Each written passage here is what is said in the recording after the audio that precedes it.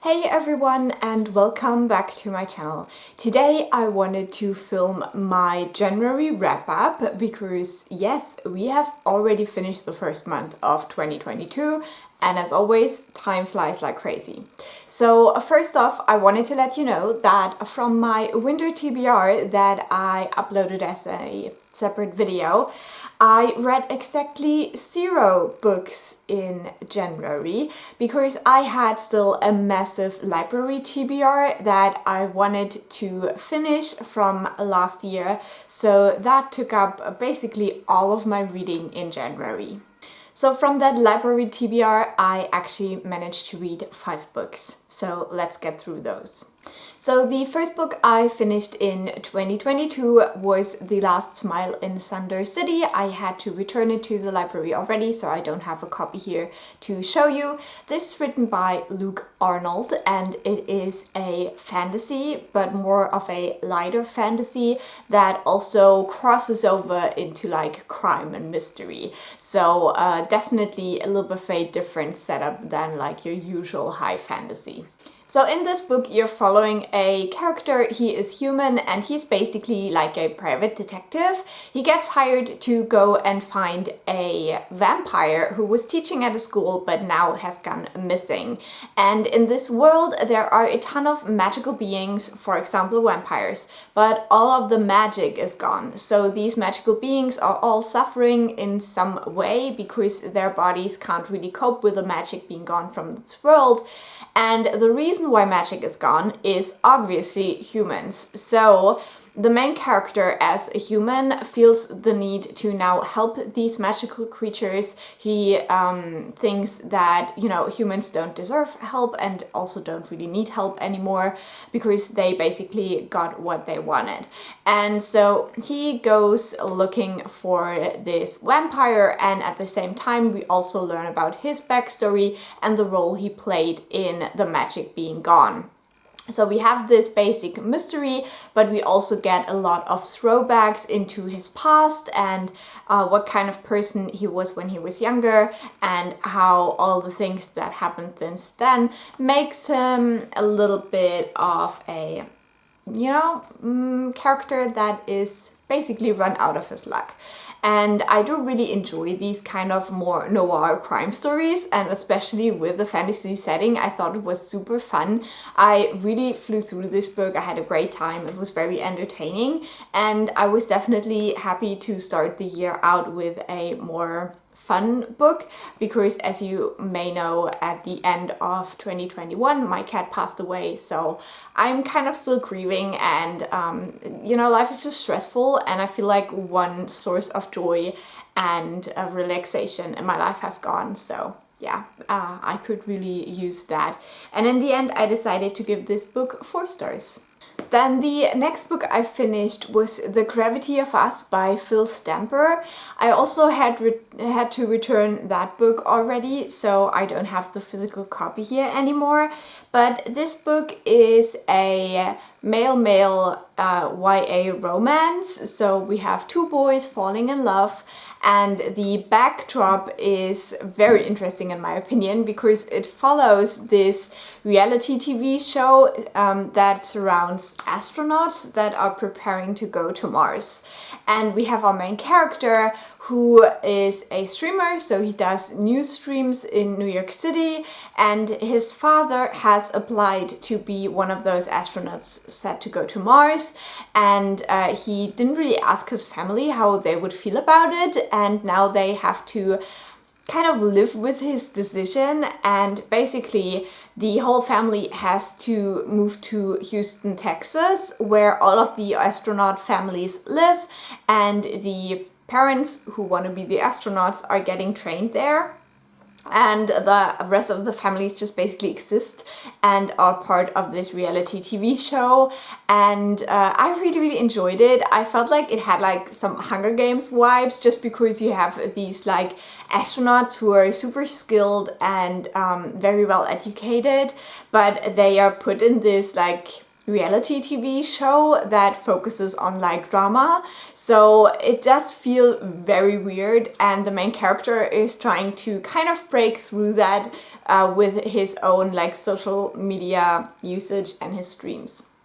So I really enjoyed that book. I had a lot of fun reading it. I've heard a lot of people that said that the main character was very unlikable, but I did not have that problem. I really liked the main character.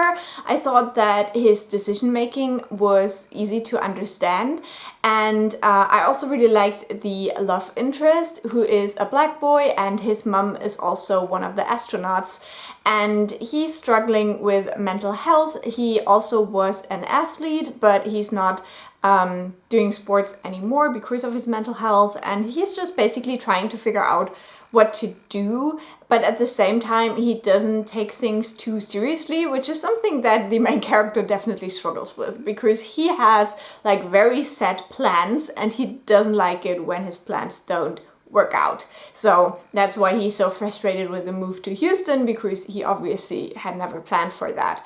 And I think that is very understandable, especially if you are a teenager and you have ambition and you have hopes and dreams that you want to work towards. So I thought that was actually quite interesting, and the way that I think both of these characters learned to just give a little bit.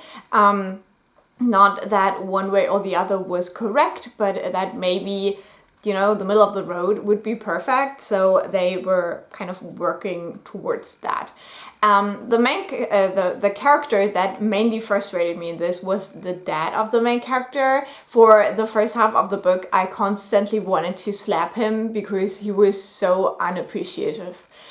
So yeah, but yeah, I gave it 4 stars. I had a lot of fun with that book. Then one book I will not talk about, but I just wanted to mention that I finished it, is Sleigh Bells Ring by RaeAnne Thayne. This was a Christmassy book, and I already talked about it in my December wrap-up because I finished it on the 3rd of January, and I thought, you know, when I talked about it now, nobody would care. So yeah, but I finished it. It was my audiobook. Then the next book I finished was my first 5-star read of the year, and that was There by Tommy Orange. And you've guessed it, I already had to return it to the library, and I don't have a physical copy to show you right now. But this book follows many characters, and the thing that kind of pulls the story together is that they're all heading towards a powwow. I don't quite remember which city it was in, so please forgive me. But there's this big powwow happening, and we have different people with different stories who will all attend that, and we follow some of them for like years before it, some just a couple of days, and yeah, we just learn that there will probably be some kind of thing happening. I don't want to spoil anything, but like, it becomes very clear that not all the people we follow have good intentions for the powwow. So I found this book so interesting. I thought that even though it followed so many different characters, you get a good grasp of every single one of them. And I felt like that the stories were different enough that you could really differentiate between the characters, but then also they gave you quite a round picture. And I think the idea of this book is to show how different and similar lives of Native American people can be, and that they do struggle with similar themes maybe, but then at the same time their like actual way through these things can be very different and lead to very different outcomes. I thought that the theme of family was very strong in this one, because we have people who don't know who their real mother or father is, or like their biological mother or father, who have never met them and stuff like that. We also learn about some sibling relationships, I think. So like a very wide range of stories, and then they all come together at the end at that powwow. This book made me cry at the end, and I just really enjoyed it. I had such a good time reading it, and it's not that long, so for this short of a book to have such an impact was very interesting for me, and I loved it. Then I had to go back to work and my reading slowed down dramatically. But the next book I finished was Luck of the Titanic by Stacey. This also from the library, as you might have guessed. This is a historical fiction YA book about the Titanic, and we are following a Chinese-British girl, Valora Luck, and we basically follow her as she sneaks onto the Titanic looking for her twin brother, and she starts to pretend to be this rich lady she used to work for, but that lady has actually passed away recently, and Valora is trying to pose as her so she can be on the ship. And obviously we all know what happened to the Titanic, so you kind of know what happens at the end of the book. But I still felt this was quite a fun book for the matter. Valora and her twin brother were acrobats, and Valora wants to find him to convince him to join a circus with her, because he's currently working like a really hard job and she wants him to have a better future. So she wants to start a new life as acrobats in a circus in the US, and we follow her while she tries to achieve that goal, knowing what's gonna happen at the end. So yeah, that's basically all I have to say about this book. I thought it was really fun. I liked the main character. I think the biggest thing with this book is that you have to suspend your disbelief a lot, because the main character is really good at masquerading herself, and the way she slips from first to third class like all the time is not very believable. But if you can overlook these kind of technicalities and just go along for the ride, I think you will have fun with this book.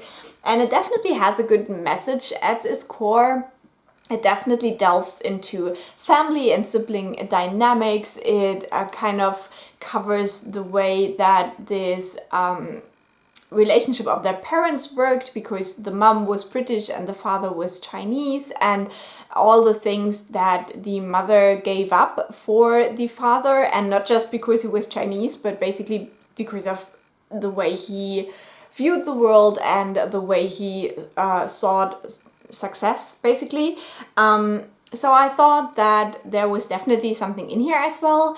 I wished for a little bit more deeper themes, but at the same time, you know, this is a YA book, and I think it's okay if YA books are fun and have a little bit of a message. They don't always have to run too deep, I think. So yeah, had a great time with this book. I gave it 3.5 stars in the end, I think. And after that, I read my second 5-star book of 2022. And this one is no surprise at all. It is Pet by Akwaeke Emezi. This is a book I've been meaning to read for the longest time, and I just heard that there's gonna be a sequel, or a prequel rather, about her mother. So yes, please. So in this book we are following our main character, Gem.